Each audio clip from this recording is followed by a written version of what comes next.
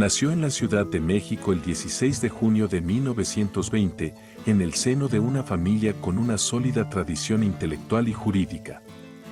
Su abuelo, también llamado José López Portillo y Weber, fue un destacado ingeniero e historiador, lo que marcó un ambiente familiar donde el estudio y el servicio público eran valores fundamentales. Creció en una época crucial para México, tras la Revolución Mexicana, y fue testigo de la consolidación del partido que gobernaría el país por décadas, el PRI.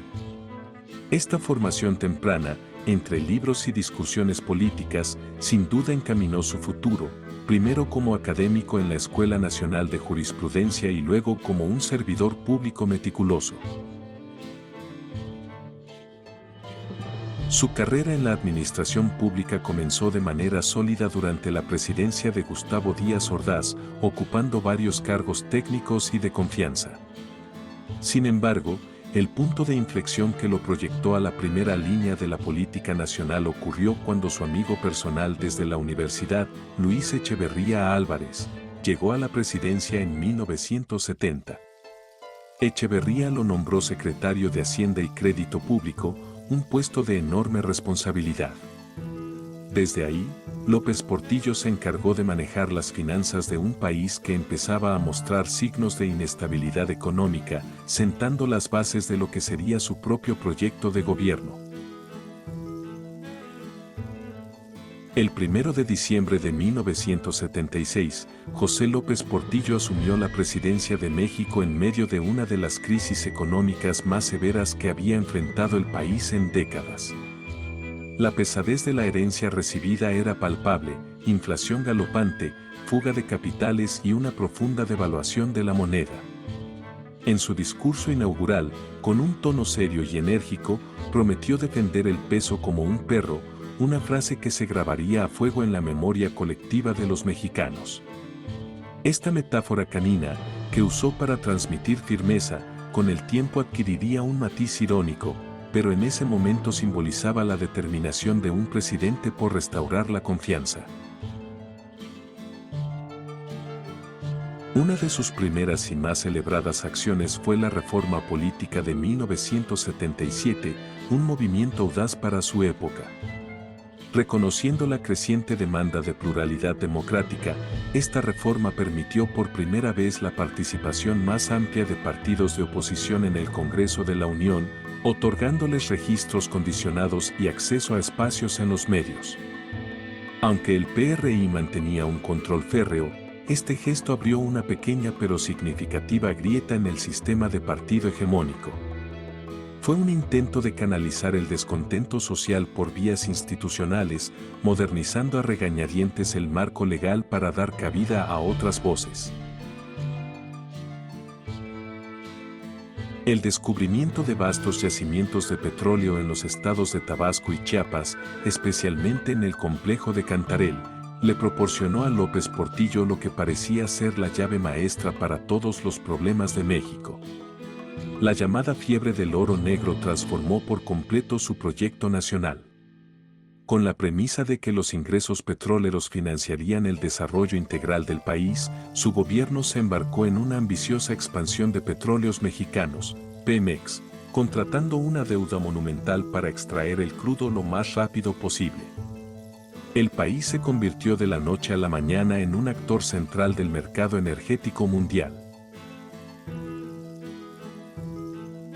Con la bonanza petrolera en su apogeo, López Portillo lanzó el Plan Global de Desarrollo, un programa de inversión pública sin precedentes.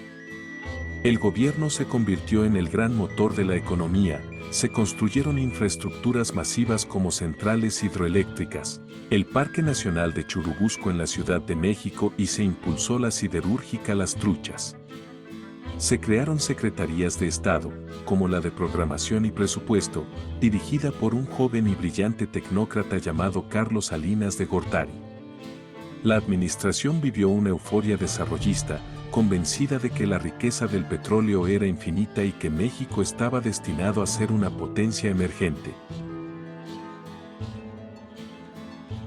El lado más curioso y cultural de su mandato fue su pasión por la literatura y el arte. López Portillo no era un político convencional, se consideraba a sí mismo un intelectual. Escribió novelas, ensayos y hasta un libro de poesía titulado Quetzalcóatl.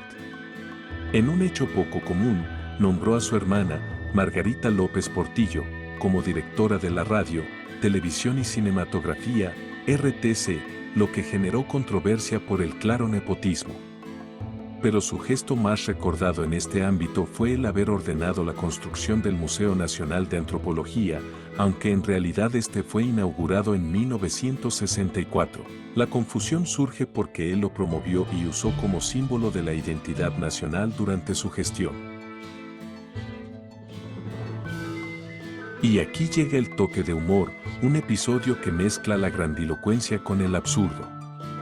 En 1981, en la cúspide del boom petrolero, López Portillo ordenó la construcción de un complejo arquitectónico surrealista para albergar la Secretaría de Relaciones Exteriores, el Auditorio Nacional y los edificios anexos, pero su proyecto más personal fue una residencia oficial conocida como Los Pinos, que en realidad ya era la residencia presidencial, pero que él amplió y remodeló de manera suntuosa.